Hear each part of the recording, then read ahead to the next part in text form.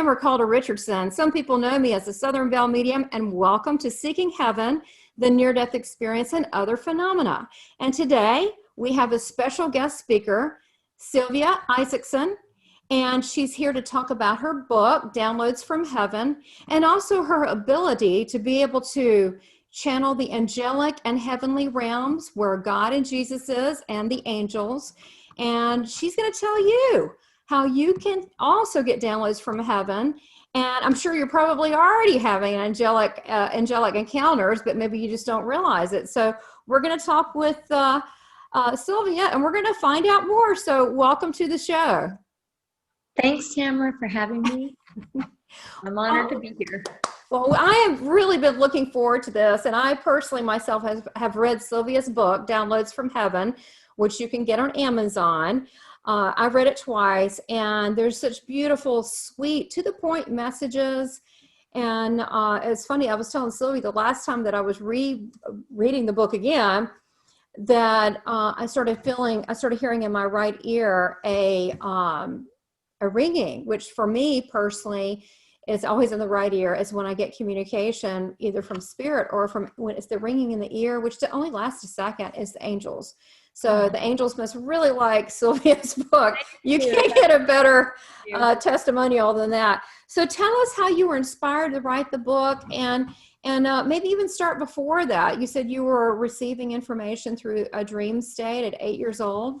Yeah, so it started at 8, and I did have a few experiences before, but the book is primarily about my dreams. And so the first dream I had was at 8. But what inspired me to write the book is that I knew that as years and years went by, I realized that I should probably share these with people, but I was a little reluctant because, I mean, when you start talking that you're talking to angels and things, I just didn't know how people were going to react, to be honest. So I kind of kept it, and I thought I was going to do it 10 years ago. Finally, the dam burst, and here it is, and I wrote it. And again, this is just a segment of the dreams that I've had. And basically, the reason I wanted to share it is because I know that these dreams have helped me, and they can help other people too. Well, they've helped me. I mean, I think they're beautiful, and they you know, it's funny that I always have people ask me, like with spirit, you know, why don't they say, hi, my name is Bob. I'm here for Lisa. You know, I'm her grandfather. I wish it was that way, but angels, you're right. They don't come through and say, hi, how are you? I want to tell you this. And they can, but generally I find that they do it through symbology or through the dream state. Maybe you can speak on that and how you know the difference between a regular dream and actually getting a message, because I think there's a difference. If you could speak to that. That's a really good question. So I did feel spirit around me, but I was frightened because I didn't have anybody who was familiar with it at the time that I could speak to. So I asked God, because I knew God, and I said, God, I don't want to see this. I just want to, if you want to talk to me when I'm sleeping. So that's what happened. And I have had so many different types of dreams too. So the first one was of my grandfather, whom I never met, whom I dearly love.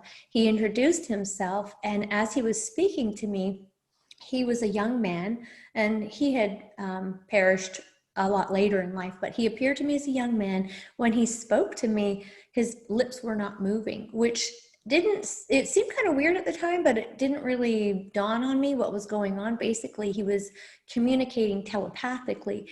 In addition to that, he was communicating in a different language that I knew that I did not know. So I was thinking, this is interesting. And he said, Sylvia, I love you. I never got the opportunity to meet you while I was on earth, and I want you to know I'm here for you, and I care about you, and I love you and your family. And at the end, he said, and tell your mom that your little brother's okay. Well, I didn't know. I was the third child. I didn't know I had a brother. So when I went to speak to my mother about it, she said, yes, it was true. You know, you had a brother. And so that validated it for me. And I felt pretty special that my grandpa loved me, that I got to meet him, and that he was there for me. And that was one of my experiences. And then I just had different categories. So there was one category where I would leave the earth and go to a school. And in the school, there were many classrooms. And in the classrooms, there was between 100 and 200 students, and they would all be learning different lessons. So I was privileged to go to these classes and to visit. I felt privileged anyways. That's what it felt like. I could go visit and learn the different things that they were learning. And those were my learning ones. And usually it would happen in a, like, kind of like a old-fashioned school, but like a bigger, older fashioned one, you know what I mean? And I would be, so those were those ones. And I really enjoyed those ones because that's where a lot of my science downloads would come from. The next memorable one is I ended up. By the way, I've done those classes too, and I've talked about them to other people. So, and there were some people mortified. They're like, "Oh no, you mean in heaven we still have to learn?" I went, "Yeah, but we're excited about it." But I wonder if they do that to a lot of people. Oh, I'm sure of it. I mean, this is what's going on, and it's going on anyways. I felt like I was just able to, as I stated, privileged to be there. Like, they took me there. I feel like my guides were giving me extra TLC. Life was a little bit tough, and they were just there for me nonstop, teaching me things, showing me things. And in one of my dreams, which I think was quite fascinating, was I was 21, and I saw this elderly man with a white beard and white hair, and he was showing me, like, they were about 5 feet tall hologram thin slices with images of the different systems of the human body. And he would scroll them by, and he'd show me the bones and the muscles and all the systems, the organs. And I was like, wait, I need a pen. I gotta write these down. And he laughed and he said, no, you don't. You know these all. And I'm like, no, I don't know them. He goes, don't worry, you know these all. I later ended up writing anatomy and physiology books for a specific niche in the marketplace. And it was foretelling, foreshadowing. Was it for you, or were you co-writing that or editing? I wrote the book. That is cool. Were you in the medical field, or did you just get the download? Well, what happened is my background was in kinesiology. So my textbooks had to do more with movement and with the human body. And I was fascinated with the human body. And they years later, explained to me how interest in the body and in health and that kind of interest, apart from being obvious what you're interested in, is actually the first steps of self-actualization and realization. Because first you become aware of your body, and then the journey goes deeper into the spirit. So they showed me a stepping stone towards self-actualization, where you recognize that you're just living your light being living in this body. And so it has been progressive too. It's not like I had a dream and left it. It's like it just keeps going, and they just yeah. So the learning process, what you're saying is that's a good point that you're mentioning, instead of just going to, and I apologize if you hear snoring. That is my Shih Tzu. You have one too. I mean, he will not leave. He's got to be right beside me, and he's snoring. So, I can hear. It's not special effects, but anyhow. So the classes, they've appeared for me as well, and I'm sure they do others, and they've also appeared when spirits come through and they talk about what they're learning there. But I think what's really cool, what you said, is that it's not like a one-time deal or 2 or 3 dreams. They're working with you through your life. And so the way I think it's beautiful what you're saying, because the way it's unfolded with you is through your training, and then to tie in with the spirituality, and then it's evolved with your awarenesses. The lessons evolve with your awarenesses as it increases. Correct. Yes, you got it. So whatever I'm doing, they accentuate my life, and they assist me through their love. And I don't, this is the first time I've ever said this. I don't see it as dreaming.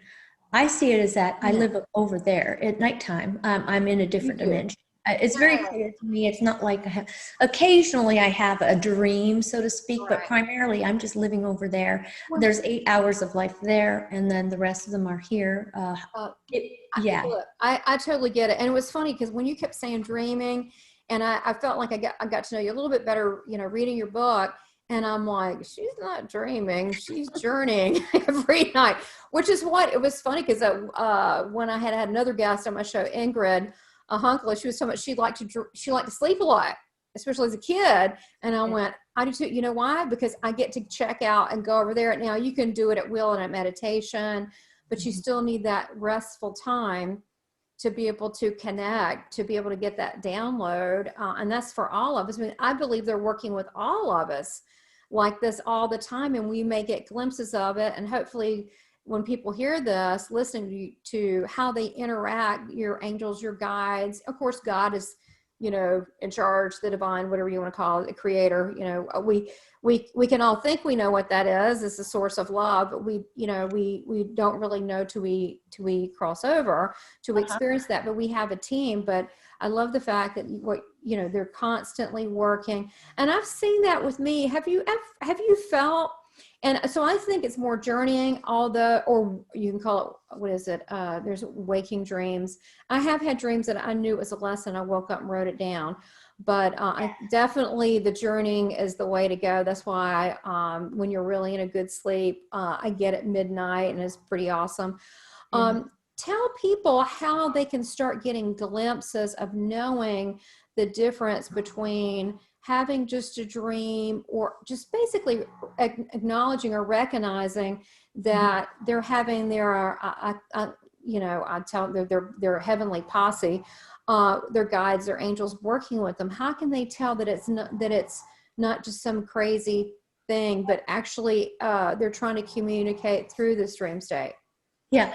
Well, one of them is that you repeatedly have the same experiences. So if you keep going to the same place, that's one of them. But I mean, when you're flying over landscapes and understanding languages that you've never heard of before, it becomes very apparent that you're living a different life. Like I've floated into, like I say floated for a lack of better words, but I remember going to bed one time and living a different life where I was in Russia, and I was running for my life because somebody was chasing me, literally. And I remember thinking, wow, I'm glad I forgot that one, you know, in your waking life. But I wanted to talk about, just before I get in there, I wanted to say absolutely out-of-body experiences, prophetic dreams. So there's a variety of them. So when you say, how can someone determine? So this one was when I was 19, and I became pregnant with my son. And I didn't know it yet at that time. But then an angel came to me and said, Sylvia, you're pregnant. You're going to have a son. This is what he looks like. They showed me like a video reel, like fast images, and all the way up to 3 when he got his first tooth area here, and like he was in this crib. They just showed me a whole sequence of him growing up, and they said, you're going to be fine, and it's going to be fine, and the baby's going to be fine. I was like, it was a comforting, it was a what is it, you had like an appearance or a visitation. yeah. And I tell you what, it was so amazing. And they said, and he is appointed specifically to you. And I remember thinking, I don't even know what the word appointed means. I was 19, and it didn't resonate with me. So the language that they were talking about, and then they turned and they pointed to the distance and they said, and that baby may be yours. And it was another baby, a smaller baby, Fair, which is my daughter. And so I'm glad she came through too. She came through later. And those dreams, to me, that particular dream, if I didn't have any other one, but that one, it was the most impactful. Well, that's hard to say because I've had lots, but my out-of-body experience, I at the time I told you I practiced kinesiology, and I was an instructor, and I was working a lot, and I fell asleep. And I said to my partner at the time, I said, can you wake me up, because I don't want to be late for having to teach. So after I went to sleep, I got up, went into the living room, saw the person there, tried to touch their shoulder, nothing happened, tried to communicate, nothing happened. So I floated around the house where I was, and then I looked down and I saw I was naked, and I thought, I can't be outside naked. And then I quickly went back to my body, and I realized at that point I had left my body, and that I was just able, and when these things started to happen in my early years, I started to realize there's something to this. This is happening. And I'd like to mention this. I didn't have any kind of religious, mind you, a little bit of Catholicism, but not a lot of religious backgrounds, nor was I trained in this or had a mentor in this. These were just automatically happening. And that's why, if you're out there right now and you're wondering how you could tap into it, I think the only advice that I could give you is to keep communicating with God and asking. Ask God for more, ask your angels for more. Say, I would like your help. And then I would like to see. I think one thing also I'd like to say is these are sacred experiences to me. Yes. So I don't just say, like, tell me this. Like, I'm not asking out of curiosity. I'm asking of the depths, from the depths of my soul, where I need help and I need clarity and I need love and I need those things, and they give it to me. So I don't know if it makes any difference, but I never did this out of a curiosity. It came through a desire to learn more about God and more about my purpose here on earth. Absolutely. And I think that's a good message for people, because they may say, what do I need to do to be able to have these skills? The way I look at it is that because we're all spiritual beings, we're all from heaven, it's our birthright to be able to connect to God. And if we need help, they're there. And it may not be in the form that we expect it, or when we expect it, or how we expect it, or, you know, whatever that lesson is. Sometimes it's direct, sometimes it's indirect, sometimes it's immediate, sometimes it's not. Talk about also signs and symbols, because that comes up a lot also for me. And I do the same thing too. As a kid, I didn't really have a little bit of Presbyterian from my grandmother, but nothing really else. And I just said, I really need help in this world. This world's crazy. I need some help, God. And so people that maybe are suffering or that want to know God more, want to have some beautiful spiritual experiences. I mean, it should be good news. Look, you're here, you're human, God put you here, therefore you can have access.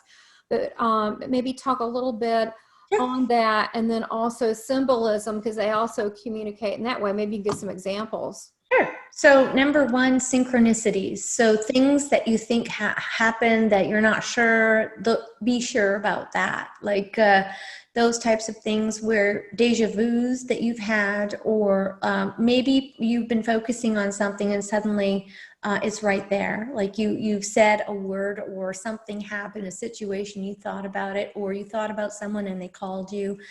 That's really happening, that sort of connection, that telepathic connection between all souls, because we're all connected. So synchronicities is one. Right now, I'm going through a massive symbol thing where I don't know if you could see it right here. There's a bowl of different items that I find, such as feathers. Feathers are a big deal for me that I find. I found a rock that said, I love you on it. And I find these right in front of my feet. I mean, it's not like it's over there. Yeah. I do the same thing, right? At my feet. Didn't I send a picture when I went to the on vacay last week, the beach of, I think with one of my dog. At my feet, there was a feather. Yes. It's always at the feet. It was a white feather, and my dog's standing. My dog's terminal, with a heart condition, and that's why we took it to the beach. So I'm looking down, and the feather, and to me, that just let me know, look, we're with you. We love you. We're going to keep him well while you're on this little trip, so he can experience it. That's what it's.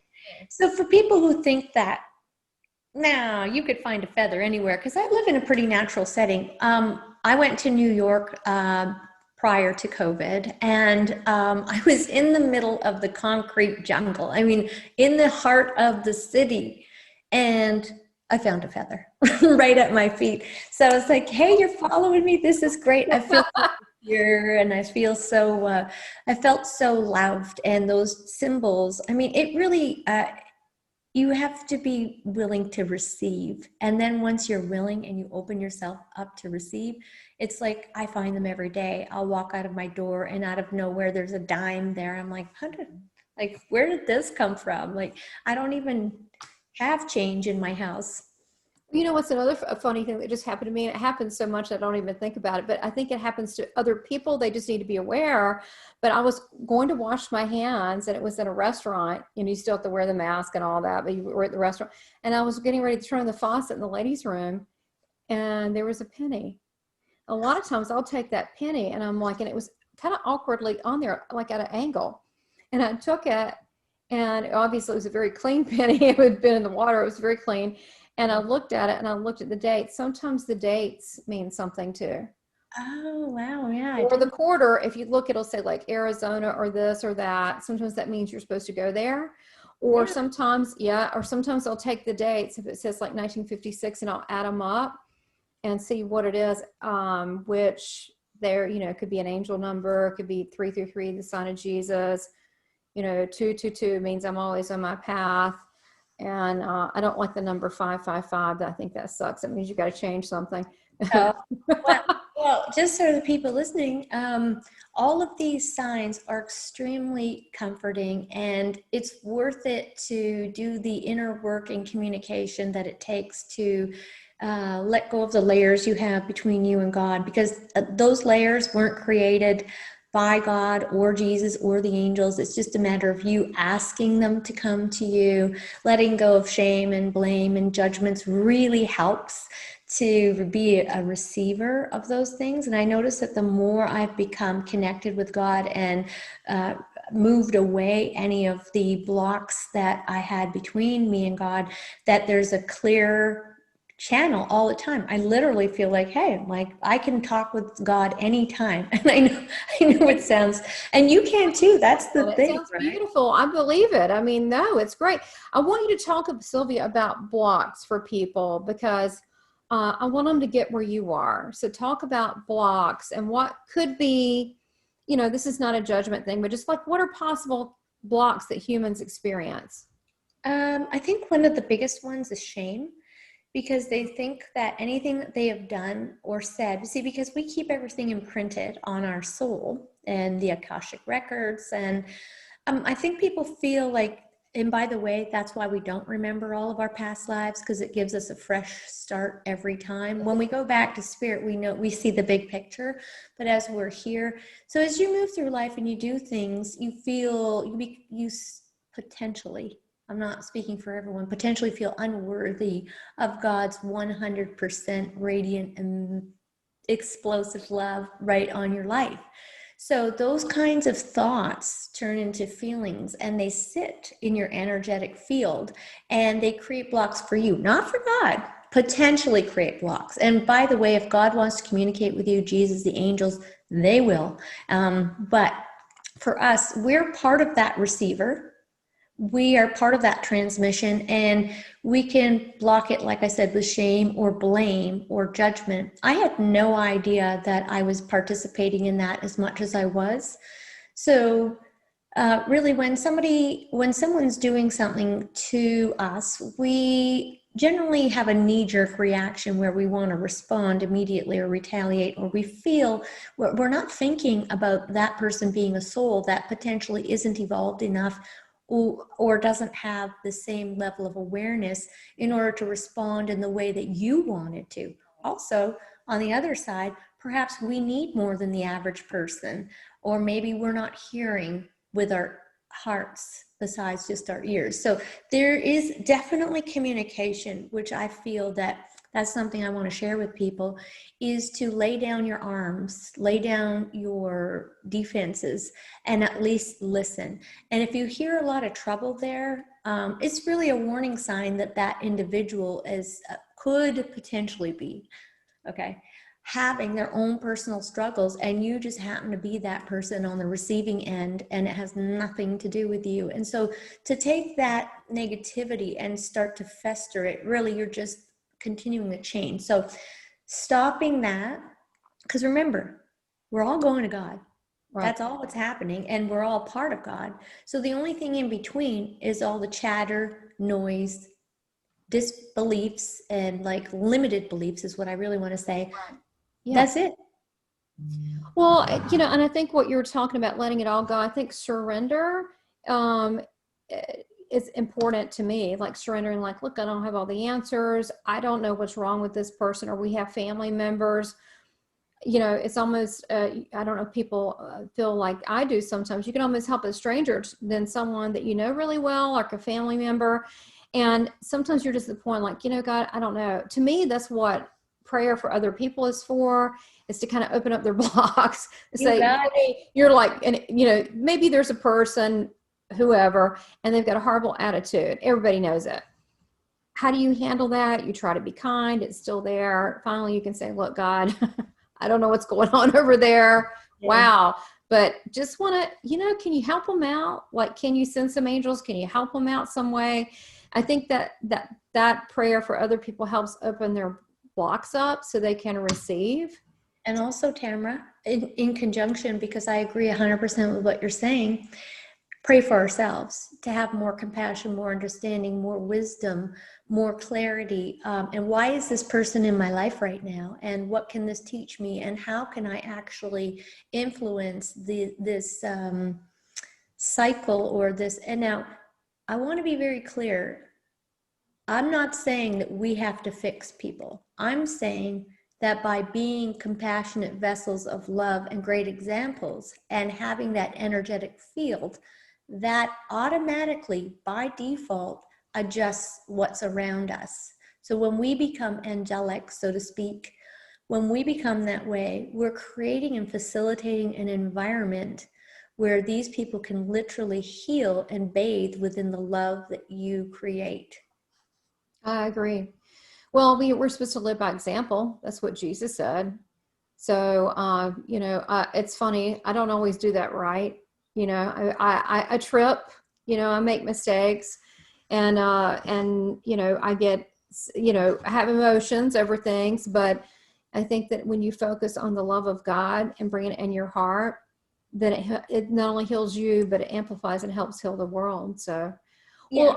well, Go ahead. talk about the, now, you were talking about, for as, you know, what did Indians call it? Dream walking, journeying. And also, and you are now, you probably expect it. And when it comes in, you're like, oh, what's this nugget? You know, you're receiving that. But also, we talked about symbols and looking for signs. How can someone open themselves up to just be an open vessel? I know we talked about block some, so surrendering and just saying, I need help. Understanding what anxiety is. Again, I'm not a doctor. This is an opinion, and it's an opinion that's in my heart, implanted by my communication with God. So anxiety is a feeling of separateness and that we can't get enough of something. So oftentimes anxiety can lead us to addictions, to food, to cigarettes, to alcohol, to whatever we choose. We need to understand where that comes from so we could get connected. And basically what they showed me is it comes down to feeling disconnected from God. And even though we're unaware that that's actually the root problem, and guess what? I asked the question, how can I find you, God?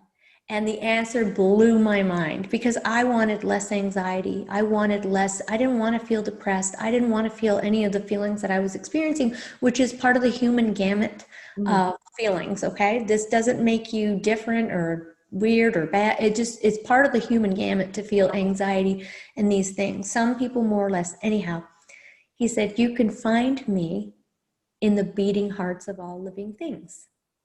And I was like, oh boy, that's a problem because I don't like anybody. Oh my gosh, that's so funny.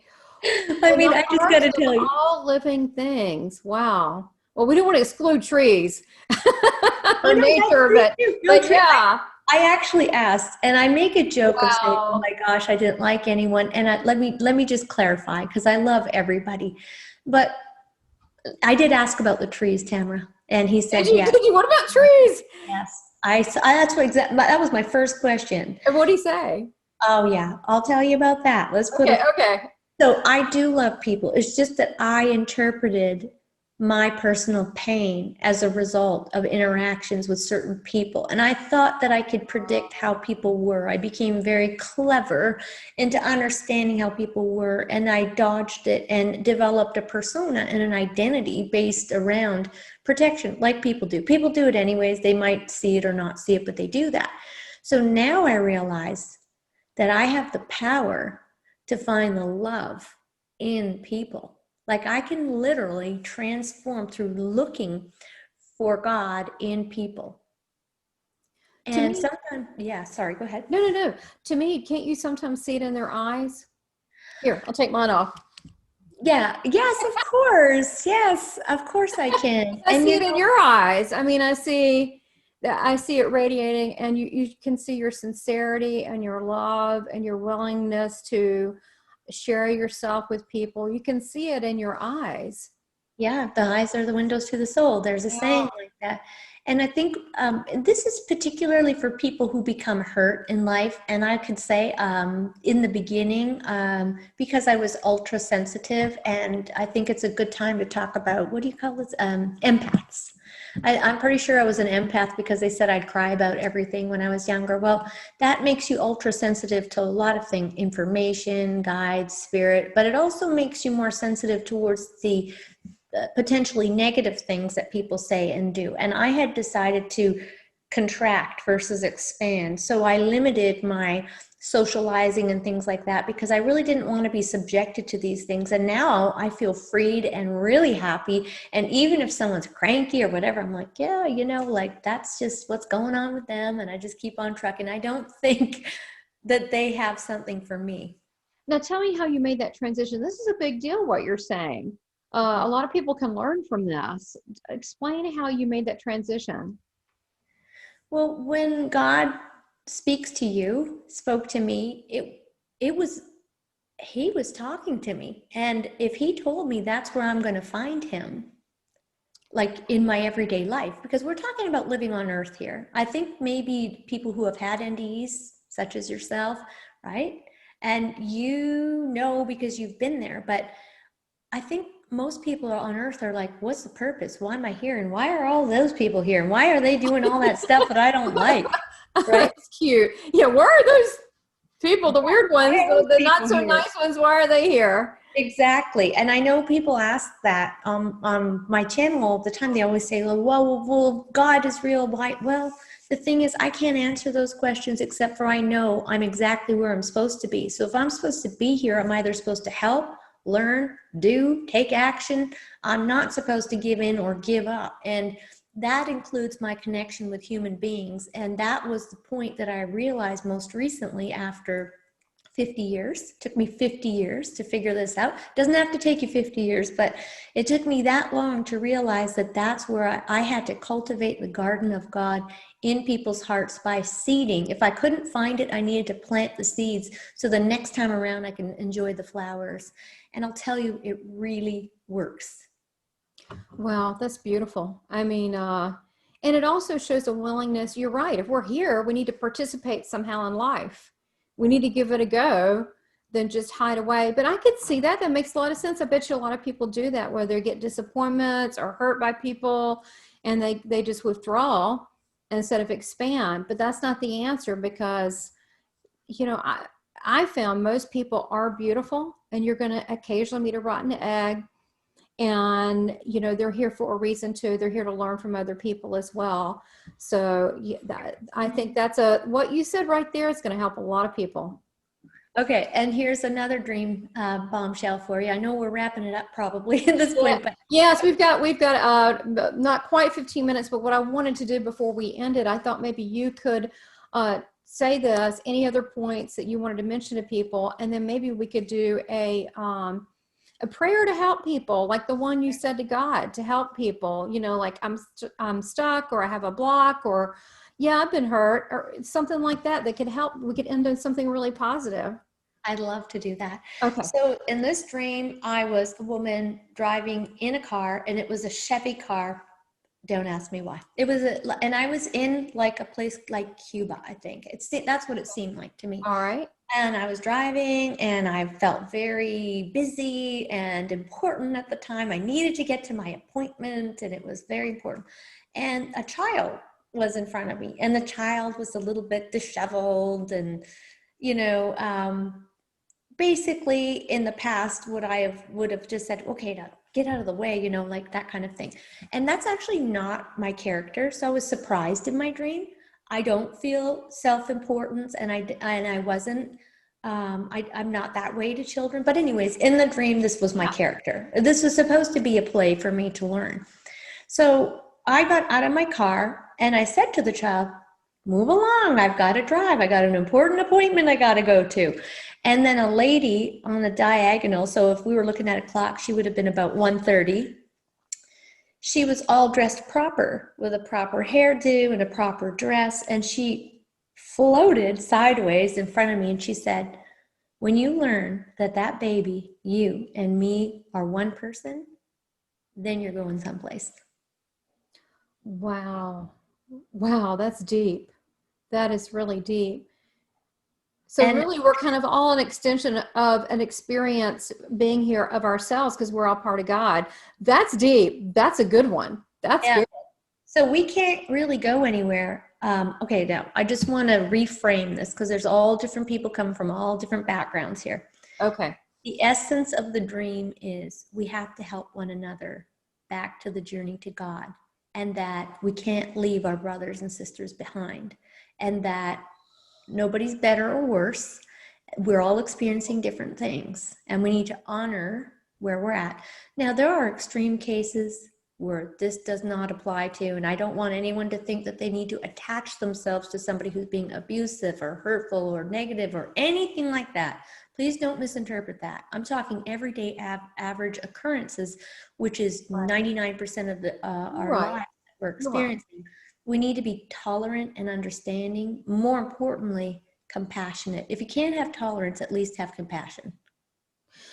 Well, you're right. And the other topic you mentioned, which, you know, the very negative, chronically negative people, chronically abusive people, they're out there. They're not the main people out there, but they're out there. And I'm sure we all know at least one or two.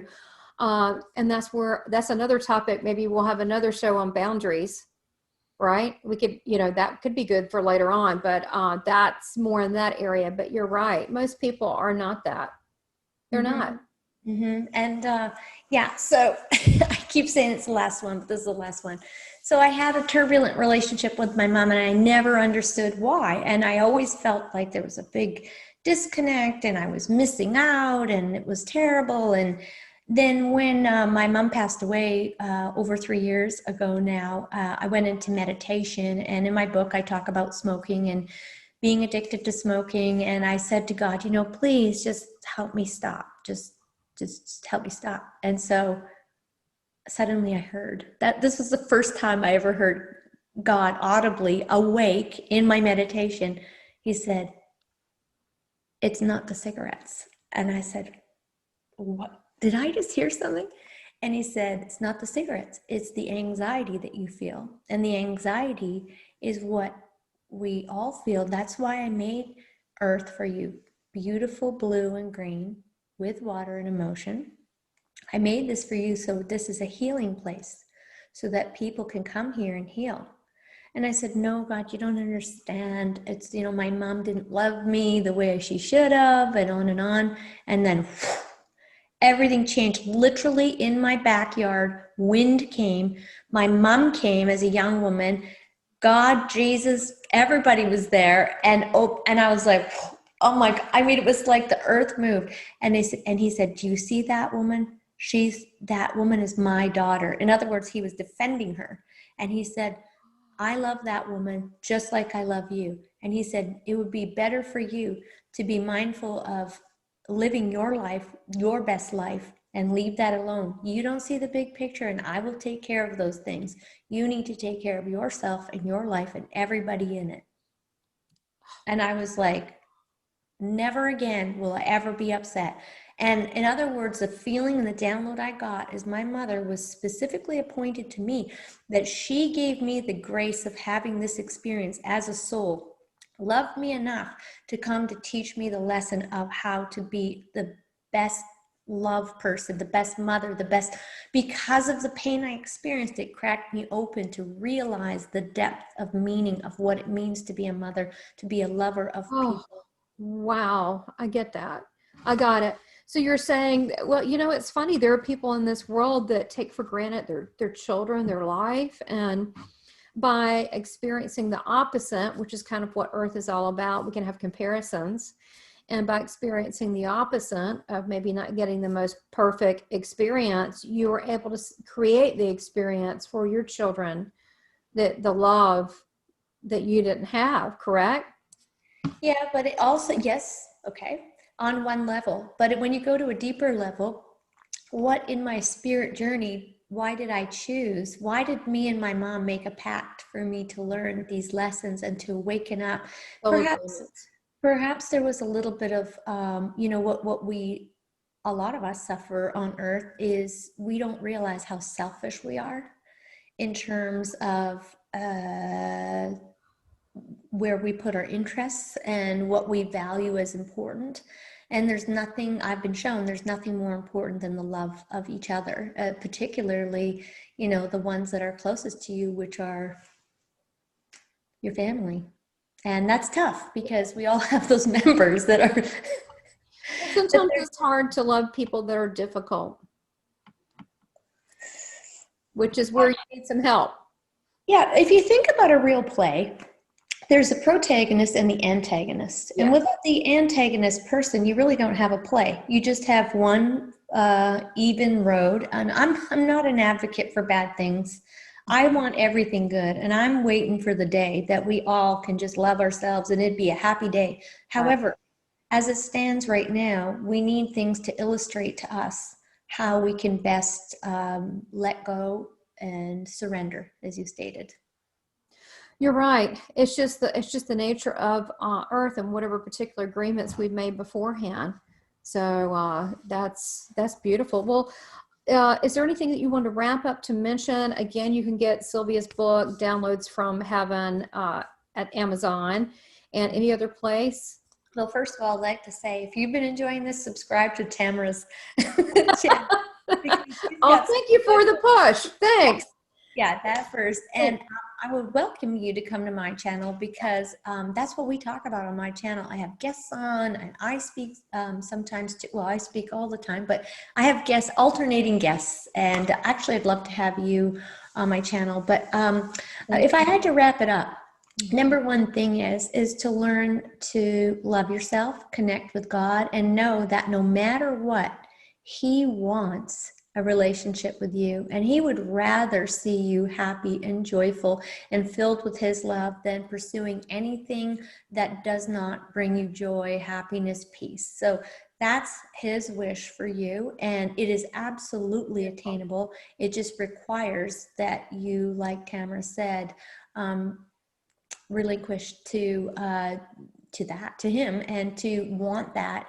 And in our lives, especially when we're young, there's a lot of very tempting ideas and things to do. And I think by nature, it's like that when you're young. But at some point in time, there's a question inside your mind and in your brain. Even though you are young or whatever age you are, that God is there waiting for you. So just don't take too long to meet Him and get connected. And also loving each other and cultivating the love in each other. It really works. That's beautiful. I love, don't wait too long to meet Him. I was told before by Jesus, I channel Jesus in the same realm you do. I like it there too. And he said, the highest message that you can give is the message of love, and that heaven is real, and that I am real, and God is real, and everything we say, the angels is. That's the highest message. And he said, that's the only one that really counts. Meaning, if we knew that we were created from the Most High and we were loved beyond measure, would that change, and we're not going to really die. We can't live forever. We're just here having experiences. So would that change things? So the message I have to say that you're giving is really, it's really in line with the message that I'm giving. I always promote that. And I'm really happy to not be alone. So thank you personally from my heart to yours. Thank you for having me. Thank you for having me on your show. I love what you do. I love your energy. I think that, I mean, it's my opinion, but you're a special person. And I Aw. think, yeah, you really radiate a lot of energy. And I think that you're always looking for, like, you're what I like to call a truth seeker and an example and influencer. This is what you do. And you Thank you. stand up. Yeah, it's not easy to show up, and you show up a lot. So good. Oh, thank you. You show up a lot too, and I'm just glad to know that I'm not alone doing this, and that I have, like I had said earlier before the interview, playmates to play in the sand with, and then one day just think we'll all be on the other side having a ball. I said, Jesus, after I do all this work, I said, I want a disco party. So you're invited to my disco party. We already know Donna Summer's there, so and half the Bee Gees are there. Well, look, lead us into a beautiful prayer to just get rid of those blocks and get rid of these things, and then we'll say our goodbyes for now. Sure. And Sylvia, you've been awesome. I mean, I could talk to you about so many things to help heal people, and that and just we didn't even talk about how real the angels are, which they're very real. They are so real, and they protect us all the time. Wait, we need to give them some props right here before we go into prayer. Exactly. Angels are beings that dedicate their time and energy, and they're appointed people, and they help us all the time. I mean, they don't like, okay.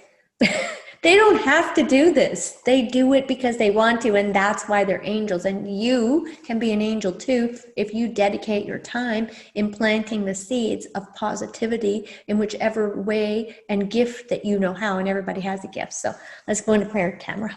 Oh, that's beautiful. I love it. And I love where you mentioned in your book too about the angels and them casting lights and colors, because they do that at night. I just have a simple, night light in the hall. I mean, it's just yellow, just a plain color. And at night, it'll be like a shade of blue in the hallway into my bedroom, or it'll be red, which I think is Metatron or Uriel. And then I'll see green, which is Raphael. And I just have to giggle because there's no reason I should have a light source out there. Mm-hmm. The angels. Mm-hmm. You know, sometimes angels, like, they're so close to us, we don't even know that they're there. That's how close to us that we are. And have you heard of this, Tamara, where people say that angels are, that we have two of them? Have you heard that before? But we have two guardian angels with us besides the millions of angels that are around. Okay, I don't want to say we just have two, but we have two primary ones. And when you think about coming into this earth, you don't really think about your parents being those guardian angels, but it's not a coincidence, I was shown, that the word guardianship as a parent is there. And we can play that role if we choose to be angelic. And what I mean by that is that God offers us the opportunity to be as good as we want. No, I agree with you. And, some people say, oh, angels are angels. I never would be, but it depends on your service. I've thanked my angels before and they say, no, thank you. You're here doing this. And they said, we see no difference between us two. And I'm like, I do, but they celebrate that we're here trying to put some good out into the world. Well, look, Sylvia, you've been fantastic. One last time, tell them how to get a hold of you with your channel or your website. And of course, we'll have it listed below, and then we'll go into prayer, and then we'll say goodbye. Sure. Well, you can find me on my website, sylviaisaacson.com, and it'll be in the notes below because it's impossible to spell. It will be. And also, I welcome you to visit my channel where I go live every Saturday, and I'm on there uploading things, so you could go there. And as far as the prayer goes, I want to dedicate this prayer to everybody, but in particular, those people who feel like they're not having a very fortunate or good time on earth. And I just want to remind you that you are completely loved and that we're in a very special time on earth right now. And it's not a bad time. It's a good time. When you think about how old the earth is, it's a very small window of time that human beings or spirits can come as human beings. And it's up to us to bring heaven on earth. And I wish you the love, the light, the insight, the power, the blessings from God, Jesus, and the angels to enter and infuse your bodies and fill you with light and goodness and joy and laughter and healing, and let it emanate out of you and be a vessel for that love. Amen. Amen. Woo, man, I'm getting high on the angels. I feel them all around now. That's beautiful. And amen to bringing heaven on earth, which is what Jesus told me in my NDE. So ditto that. You just keep doing what you're doing, and God bless you, Sylvia. You are definitely an earth angel. And I'm so proud to have you on the show. And of course, I'll help you in any way I can with whatever messages that you're led to speak out. So have a beautiful Show. I want to show you too, Oh, because we'll have a ball. Whatever you want to do, I'm game. So, look, I know it's a beautiful day where you are. Go ahead and enjoy you've had a very busy morning. So thank you so much for your time. love you, Tamara. And much love to you. Namaste. God bless. See you. Bye-bye. Bye-bye.